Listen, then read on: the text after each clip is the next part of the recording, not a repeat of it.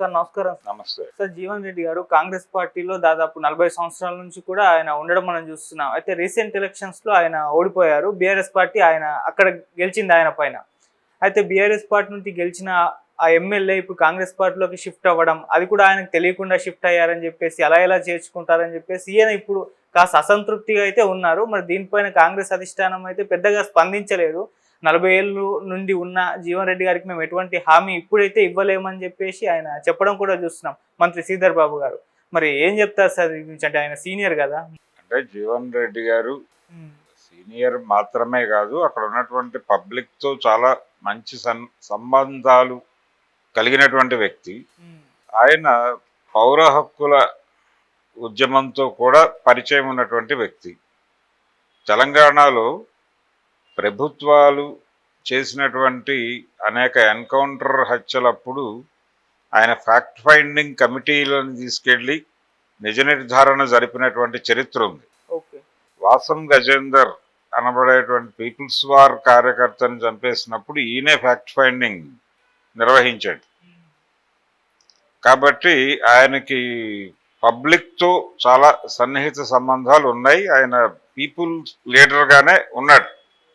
జగిత్యాల ఏరియాలో ఏ ఇబ్బంది జరిగినా, ఏ ఉద్యమం జరిగినా కొంత దాని తరఫున మాట్లాడటము, వాయిస్ ఇవ్వటము, ఆ ఉద్యమానికి తాను గొంతుగా పనిచేయటము, ఇలాంటివి చేస్తూ వచ్చాడు ఆయన పొలిటికల్ కెరియర్లో.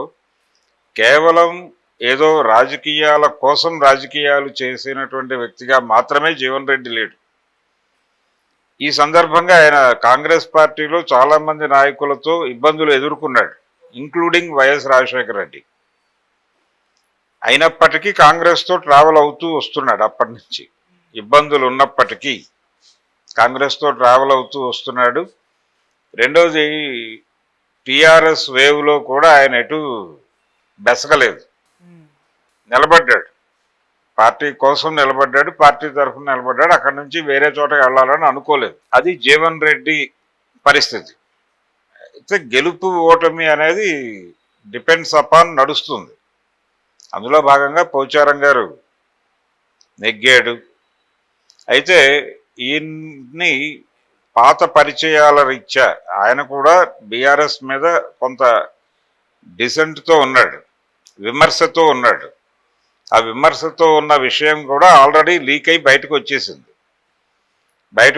పర్టికులర్గా వ్యవహార శైలి పట్ల ఆయన భిన్నమైన అభిప్రాయం కలిగి ఉన్నాడు. బీఆర్ఎస్ నాయకత్వం, కేసీఆర్ మాత్రమే కాదు, అక్కడ ఉన్నటువంటి సెకండరీ లీడర్షిప్ మీద కూడా ఆయనకి వ్యతిరేకత ఉంది పోచారంకి. ఆ వ్యతిరేకతను ఆయన ఏదో ఒక ప్లాట్ఫామ్ మీద వ్యక్తం చేసేటువంటి ప్రయత్నం కూడా చేశాడు. సీనియర్ లీడరు, ఆయనకు ఉండేటువంటి కాంట్రాక్ట్స్ ఆయనకు ఉన్నాయి. అవి ఉండటం వల్లనే, ఆ నెట్వర్క్ ఉండటం వల్లనే గెలవగలిగాడు. వేవ్ ఉందా లేదా అనేది పక్కన పెట్టేస్తే జీవన్ రెడ్డిని ఆయన అడ్డుకున్నాడు. జీవన్ రెడ్డి కంటే సమర్థుడైనటువంటి నాయకుడు అని ప్రజలు ఆయనకి ఒక పట్టం కట్టారు. సో ఇది ఆయనకి ఎలిజిబిలిటీ కాంగ్రెస్ పార్టీలోకి రావడానికి. వచ్చిన తర్వాత జీవన్ రెడ్డి పరిస్థితి ఏంటి? అక్కడి నుంచి ఆయన్ని పక్కకి నెడతారా, లేకపోతే ఇంకేదైనా ఆయన కోసం ఇంకేదన్నా ఒక మార్గాన్ని ఏర్పాటు చేస్తారా అనేది చూడాలంటే, ఒక సీట్లో గెలవనటువంటి వాళ్ళు మళ్ళీ గెలవరు అనేటువంటి గ్యారంటీ ఏమి ఉండదు. మళ్ళీ ఎలక్షన్లో ఆయన గెలవచ్చు కూడా, అదే పార్టీ నుంచి గెలవచ్చు, ఇదే పోచారం ఓడిపోవచ్చు కూడా, చెప్పలేం. ఎవరు ఎప్పుడు గెలుస్తారు, ఎప్పుడు ఓడిపోతారు అనేవి దైవాధీనమే. దైవం అంటే ప్రజలే. ప్రజల నిర్ణయం ప్రకారమే జరుగుతుంది. ప్రజలు ఎవరి మీద కోపం వస్తుంది, ఎవరిని కటాక్షిస్తారు, ఎవరిని పక్కకు తోస్తారు అనే దానికి అనేక విషయాలు వాళ్ళ మీద ప్రభావం చూపిస్తాయి. కాబట్టి ఇప్పుడు వీళ్ళిద్దరిని బ్యాలెన్స్ చేయటం అనేది రేవంత్ రెడ్డికి ఒక టాస్కే. ఎప్పుడైతే పోచారం ఇంటికి వెళ్ళారో వీళ్ళు మాట్లాడటానికి, ఇమ్మీడియట్గా కాంగ్రెస్ పార్టీ కంటే కూడా బీఆర్ఎస్ పార్టీ నుంచి ఒక సెక్షన్ అక్కడికి వచ్చి నిరసన తెలియజేశారు. నేరుగా లోపల సమావేశం జరుగుతున్న టైంలోనే పోచారం ఇంటి ముందుకు వచ్చేసి నిరసన తెలియజేశారు బీఆర్ఎస్ వాళ్ళు. వాళ్ళతో పోలీసులు ఘర్షణ పడటం, వాళ్ళని పక్కకు లాక్కెళ్ళటం ఇవన్నీ చూసాం మనం. అది ఆల్రెడీ ప్రపంచానికి వ్యక్తీకరణ అయిపోయింది. ఇదే టైంలో జీవన్ రెడ్డి ఉనికి ఏమిటి, జీవన్ రెడ్డి ఏమైపోబోతున్నాడు, ఏం చేయబోతున్నారు అనే దానికి సంబంధించి ఇప్పుడు ఒక డిస్కషన్ ఓపెన్ అయింది. దీన్ని ఎలా హ్యాండిల్ చేయాలి అని. ఈ డిస్కషన్ ఓపెన్ చేయటం అనేది వ్యూహాత్మకంగానే జరిగి ఉండొచ్చు అని నా పర్సనల్ ఒపీనియన్. కాంగ్రెస్ అధిష్టానం అంటే ప్రదేశ్ కాంగ్రెసే వాంటెడ్గా ఈ డిస్కషన్ ఓపెన్ చేయటం ద్వారా ఒక చర్చ జరిగి ఒక నిర్ణయానికి వచ్చే అవకాశం ఉంది. అది జీవన్ రెడ్డికి కన్వే చేసి ఒక సర్దుబాటు ధోరణిలో ఆయన ముందుకు తీసుకెళ్తారు. ఆయనకి ఇంకేదైనా పదవి ఇవ్వటం, ఎమ్మెల్సీనో లేకపోతే మరొకటో ఇచ్చి ఆయన్ని ముందుకు నడపటం, లేదు ఇంకేదన్నా పదవి ఇచ్చి ఆయన్ని సేవలు వినియోగించుకోవడం మాత్రమే కాకుండా ఆయన అక్కడ అభ్యర్థి గెలుపుకి సహకరించేలాగా ఆయనకంటూ ఒక పర్సనల్ ఓట్ బ్యాంక్ ఉంటుంది కదా డెఫినెట్గా ఇంతకాలం నుంచి రాజకీయాల్లో ఉన్నప్పుడు, దాన్ని చెక్కు చెదరకుండా పార్టీతోనే ఉంచేటట్టు చూసుకోవాలి. అంటే జీవన్ రెడ్డికి ఏదో ఒక ప్రాధాన్యత ఇవ్వాలి. ఈ ప్రాధాన్యత ఇస్తారా లేదా అనేది ఇప్పుడు చర్చ. ఏ రకమైన ప్రాధాన్యత ఇవ్వబోతున్నారు అనేది. దీనికి సంబంధించిన నిర్ణయం తీసుకోకుండా రేవంత్ రెడ్డి వెళ్ళి పోచారంతో మాట్లాడాడు అని అనుకోనక్కర్లేదు. ఇది ఇక్కడ క్లారిటీ పొందిన తర్వాత అక్కడికి వెళ్ళాడు. అక్కడి నుంచి వచ్చిన రియాక్షన్స్ని బట్టి ఈయన ఇప్పుడు ఓపెన్ అప్ అవుతాడు. ఓపెన్ అప్ అయ్యి ఆయన్ని పిలిచి కూర్చోబెట్టి సముదాయించి, మాస్టారు మీకు ఇది ఇస్తున్నాం, మీరు ఈ పద్ధతిలో పార్టీకి సేవలు అందించండి, మనం ఇలా ముందుకు వెళ్దామని చెప్పేసి ఒక కంక్లూడింగ్ సెషన్ ఉంటుంది. ఆ కంక్లూడింగ్ సెషన్లో క్లారిటీలు వస్తాయి. ఇదంతా ఏంటంటే ఆ కంక్లూడింగ్ సెషన్కి డ్రైవ్ చేయటం కోసం జరుగుతున్నటువంటి ఒక ప్రచార సన్నాహం.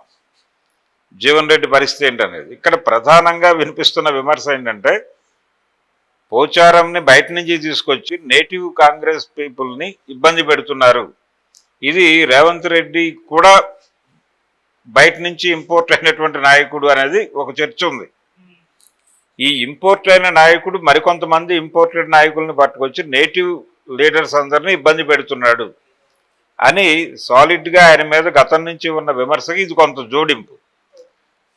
ఇది ప్రచారం చేయటం వెనకాల డెఫినెట్గా రేవంత్ రెడ్డి వ్యతిరేక వర్గం, అది ప్రతిపక్షం కూడా కావచ్చు, వీళ్ళందరూ చేతులు కలిపి ఈ ప్రచారం చేస్తున్నారు. ఎందుకంటే పోచారం వెళ్ళిపోవడం మీద ఆల్రెడీ తన నిరసన బీఆర్ఎస్ వ్యక్తం చేసింది. ఈ స్ప్రెడ్ చేయటం వెనకాల బీఆర్ఎస్ ఉండొచ్చు.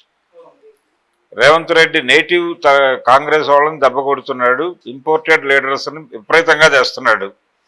ఈ ప్రాసెస్లో బీఆర్ఎస్ని షట్ డౌన్ చేస్తానని మాట్లాడుతున్నాడు. ఇక్కడ ఉన్నటువంటి వాళ్ళందరినీ అక్కడ లాగేసుకునే ప్రయత్నం, ఆపరేషన్ ఆకర్షణ అనేది చాలా బీభత్సంగా జరగబోతోంది.